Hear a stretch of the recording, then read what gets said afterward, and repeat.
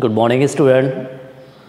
Today we are discussing class 12 biology and chapter number 10 microbes in human welfare. मैं आशीष सक्सेना और discuss करता हूँ इस चैप्टर के एनसीईआरटी क्वेश्चन और जो लास्ट टॉपिक बचा था microbes as bio fertilizers. Okay, आप लोग स्टडी कीजिए, नोट्स बनाइए और जहाँ भी डाउट है कमेंट बॉक्स में मैसेज कीजिए या जो आपका व्हाट्सएप ग्रुप है वहाँ पे भी आप लोग मैसेज कर दीजिए और स्टडी करते रहिए क्योंकि ये यहाँ पे फिनिश हो चुका है, सितंबर होने ही वाला है. तो अब यहाँ पे जो बचेगा अक्टूबर, नवंबर, दिसंबर और जनवरी, फरवरी या मार्च में आपके एग्ज़ाम होंगे. तो अपना टाइम वेस्ट मत कीजिए, टाइम का यूज़ करते रहिए. ओके, और जिन्होंने अभी तक चैनल सब्सक्राइब नहीं किया यूट्यूब में जाइए, वहाँ पर राइट कीजिए डॉक्टर आशीष सक्सेना, राइट से सब्सक्राइब होगा, उससे क्लिक कीजिए जिससे और भी अपडेट आपको मिलती रहेगी. ओके, अब यहाँ पे टॉपिक है microbes as bio fertilisers.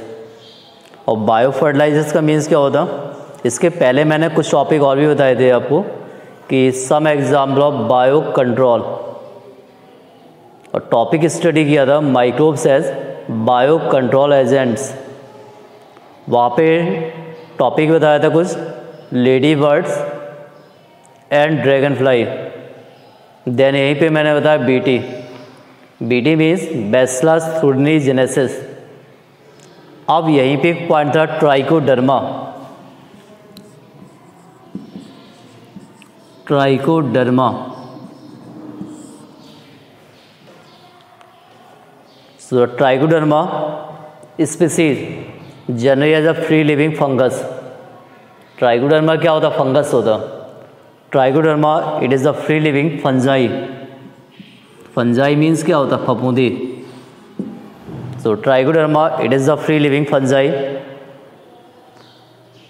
Then are present in the root of ecosystem when they are act against several plant pathogen. Then as the baculovirus. ध्यान रखिए, नाम क्या दिया? बैक्लो virus.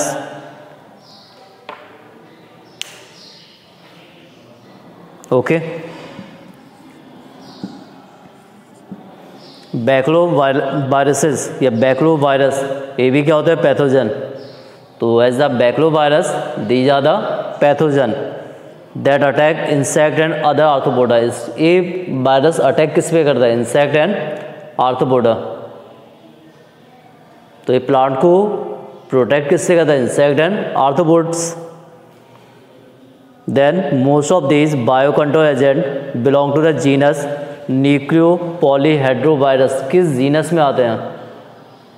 So it is belong to the genus nucleopolyhedrovirus.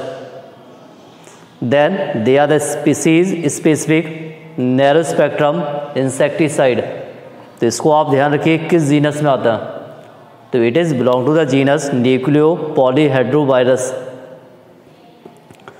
Then do not harm plants, mammals, birds, fishes and other target insect. Baculovirus are helpful in the integrated pest management IPM. जो बैक्लो virus है ये helpful होता है pest management, pest को control करने में. Integrated pest management programme in which beneficial insect are conserve and there is no negative impact of plant, mammals, bird, fish and non target insect. तो generally as a baculovirus it is work as the integrated pest management. अब यहाँ पे आता है microbes as bio fertilisers. हम लोग microbes का use कर रहे हैं और जब माइक्रोब्स का यूज़ करेंगे तो वहाँ केमिकल का यूज़ नहीं करना होगा. Okay, bio fertilizers are the microbes which rich in nutrients. Bio fertilizers क्या होते हैं? Bio fertilizers are the microbes which rich in nutrients like nitrogen, phosphorus, जहाँ पे क्या पाया जाता है, नाइट्रोजन है, फॉस्फोरस है। Then quality of the soil, bacteria, fungi, cyanobacteria are the main sources of bio fertilizers. It is the example of bio fertilizers. क्या क्या है, bacteria, second point fungi, third point cyanobacteria. Bacteria, fungi, cyanobacteria, it's the example of, किसके example है, example है bio fertilizers. अब यहाँ पे आता है बैक्टीरिया एज बायो फर्टिलाइजर्स।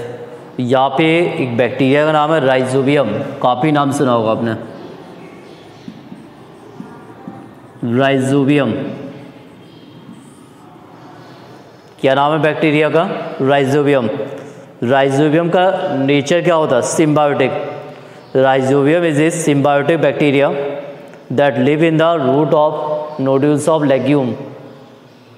जो पल्सिस प्लांट होते हैं या लेग्यूम प्लांट्स होते हैं, उनकी नोड्यूल्स में पाया जाता है दीज बैक्टीरिया। तो these bacteria present nodules of legume plants and fix atmospheric nitrogen into organic compound. Nitrogen को कन्वर्ट किस में कर रहा, these bacteria convert nitrogen to the organic compound. Then यहाँ पे नेक्स्ट बैक्टीरिया आएगा एजोस्पिरिलम और सेकेंड आएगा एजिटोबैक्टर। ध्यान रखिए, ये तो आपका राइजोबियम, एजो,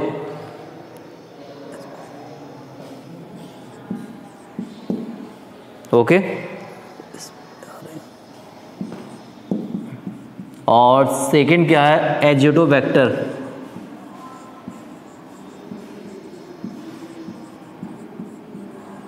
तो फर्स्ट क्या होता है, राइजोबियम, सेकेंड क्या होता है, एजोस्पाइरलम, और थर्ड क्या होता है, एजिटोबैक्टर। तो जनरली इनका नेचर क्या होता है, फ्री लिविंग। तो free living bacteria which absorb free nitrogen from soil. कहाँ से, सॉइल से, free nitrogen from soil, air and convert into salt of nitrogen and enrich of soil nutrients.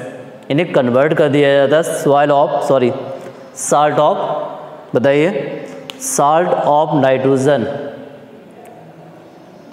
तो 3 पॉइंट बताए, फर्स्ट क्या, rhizobium, second point azospirillum, third point क्या हुआ, azotobacter. अब कुछ फंगस होती है, some fungi as the bioreactor, sorry biofertilisers. कुछ फंगस ऐसे होते हैं जिनका यूज़ हम कर रहे हैं बायो फर्टिलाइजर्स में।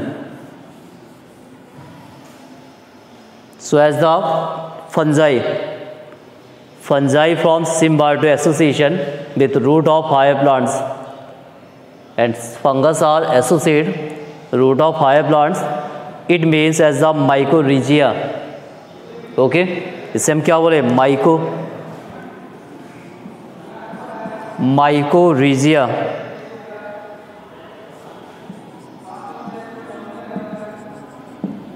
So as the example of glomes, example क्या जाए, glomus, some fungus associate root of higher plants, then this associate it is known a mycorrhiza, then as the glomus. The fungal hyphae absorb, fungal में क्या होता है, thread like structure, and thread like structure is called hyphae.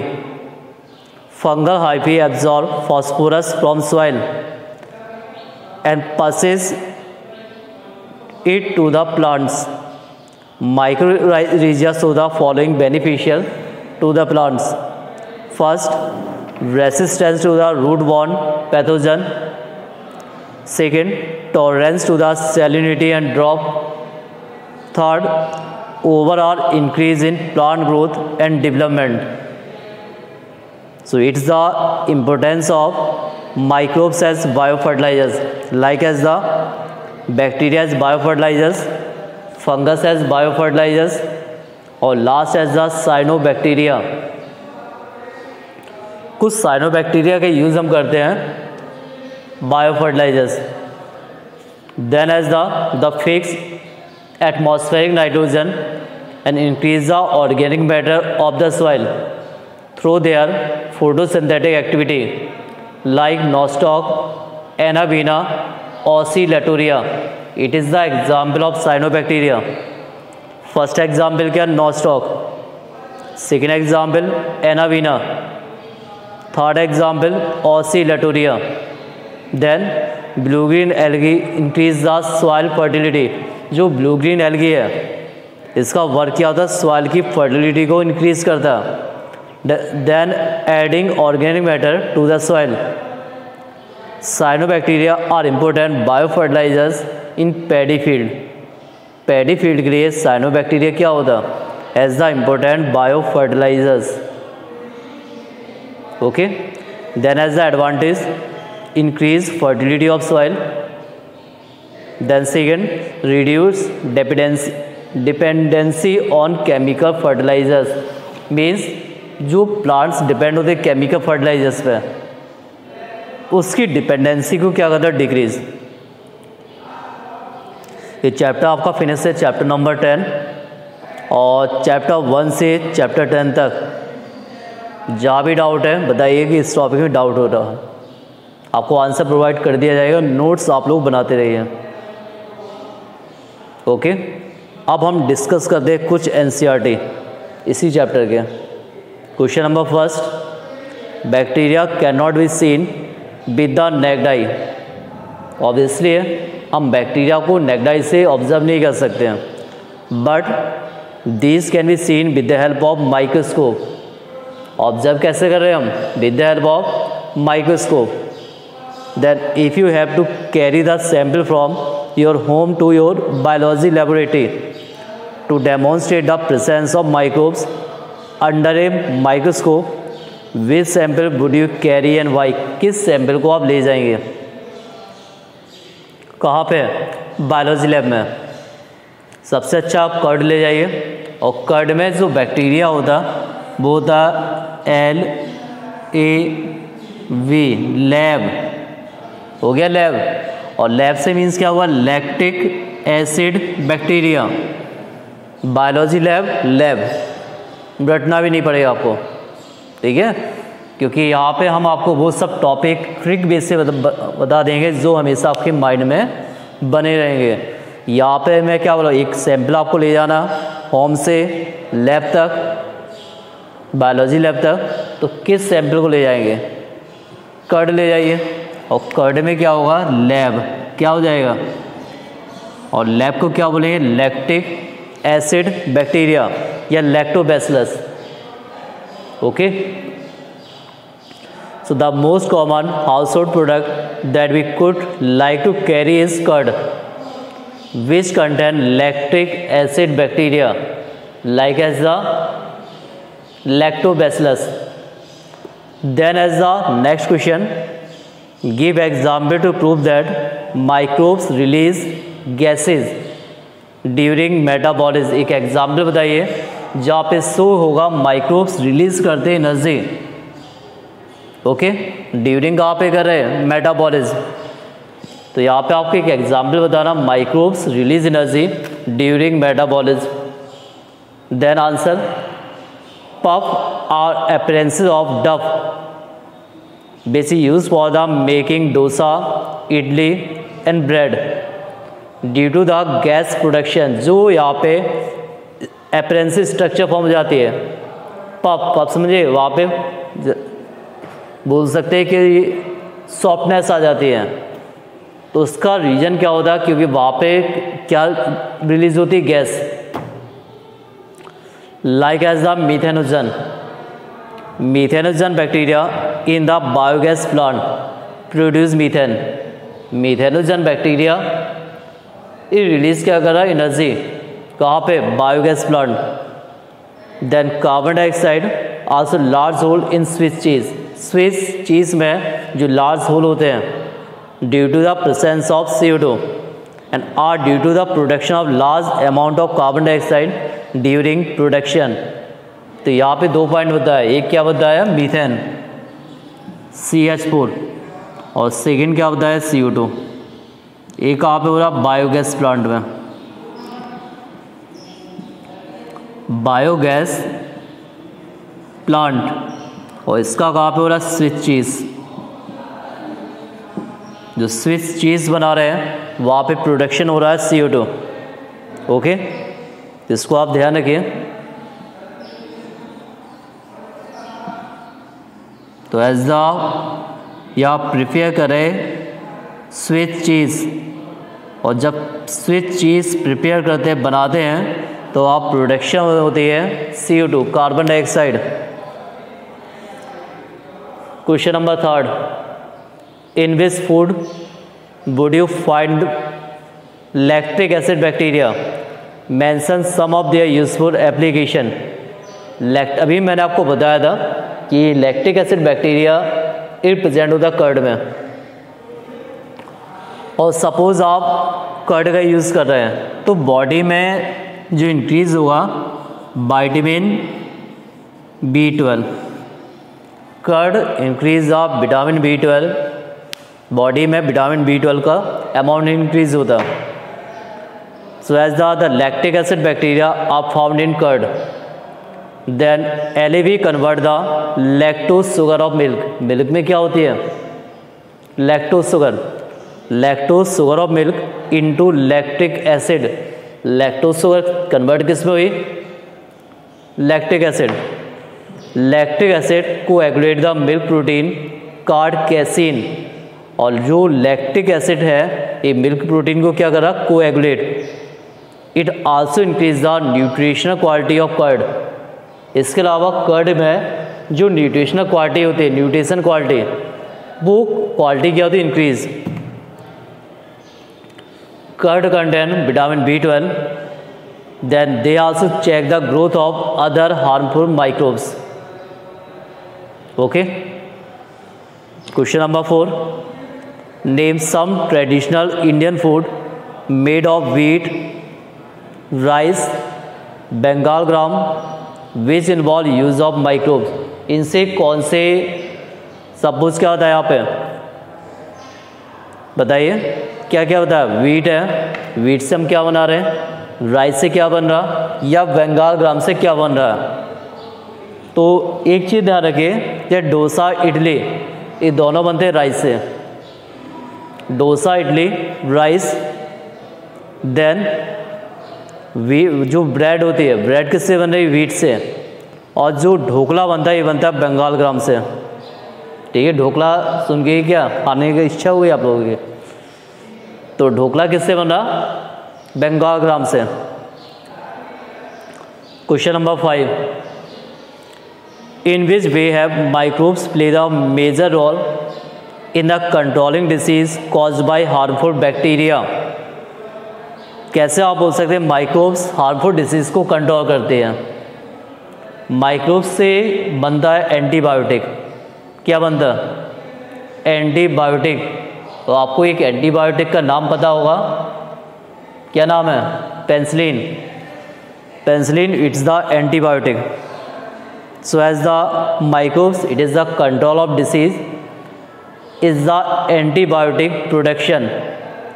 Then antibiotic have been used for against pathogenic bacteria like as the penicillin. Penicillin from penicillium notatum. Penicillin किससे obtain हो रहा, penicillin obtain penicillium notatum. और दूसरा क्या streptomycin, streptomycin from the streptomyces griseus. ध्यान रखिए यहाँ 2 point मैंने बताया, फर्स्ट पेनिसिलिन और सेकेंड पॉइंट स्ट्रेप्टोमाइसिन। फर्स्ट क्या हो गया पेन से पेनिसिलियम, पेनिसिलिन और streptomycin. Penicillin obtain penicillium notatum and streptomycin obtain from streptomyces griseus. Okay, question number 6, name any 2 species of fungus which are used in the production of the antibiotic. Fungus से कौन कौन से antibiotic हम बनाते हैं। तो as the first penicillin बनाते हैं और सेकेंड बनाते हैं फ्यूमिजिलिन। तो पेंसिलिन हम किससे बनाते हैं? पेंसिलियम नोटेटम, अभी बताया penicillin it is obtain as the penicillium notatum. और दूसरी है फ्यूमिजिलिन, इसको मैं यहाँ राइट के दे रहा हूँ।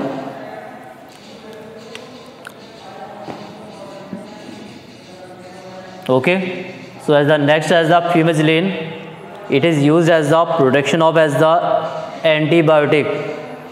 So as the first penicillin और second point fumigillin. ओके, और जहाँ डाउट है आप लोग बताते रहिए।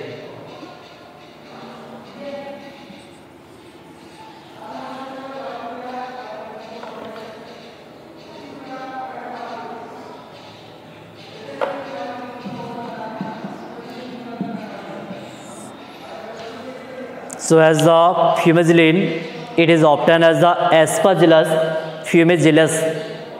इन दोनों को नाम ध्यान रखिए, पेंसिलियम नोटेटम और सेकेंड पॉइंट एस्परजिलस फ्यूमिजिलस या फ्यूमिगेट्स बोल सकते हैं, एस्परजिलस फ्यूमिगेट्स, FUMIGATUS।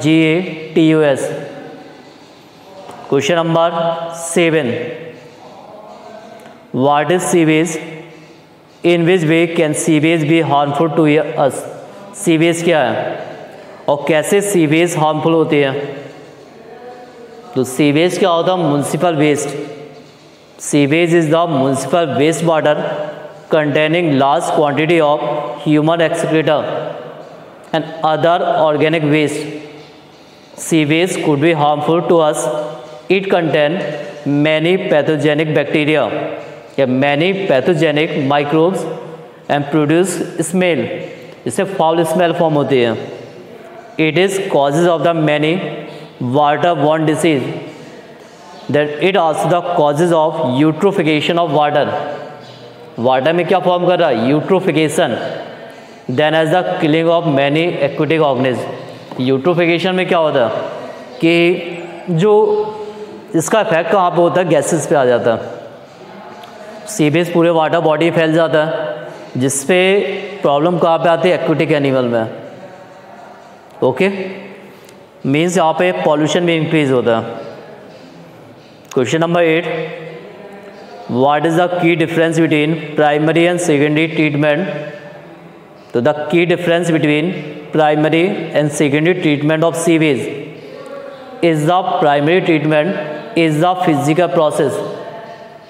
प्राइमरी में क्या रहा? Physical process of removing grit and floating debris, और सेकेंडरी ट्रीटमेंट में आ रहा biological process. Biological process involve the digestion of organic matter और digestion of organic matter with the help of microbes. Okay student, study कीजिए, जहाँ doubt है आप लोग बताते रहिए। आज मैंने 1 to 8 क्वेश्चन बताए, कल हम आपको बताए 9 से लेके 15 तक। ओके, इनको कंप्लीट कर लीजिए और अपनी प्रॉब्लम बताते रहिए। Thank you.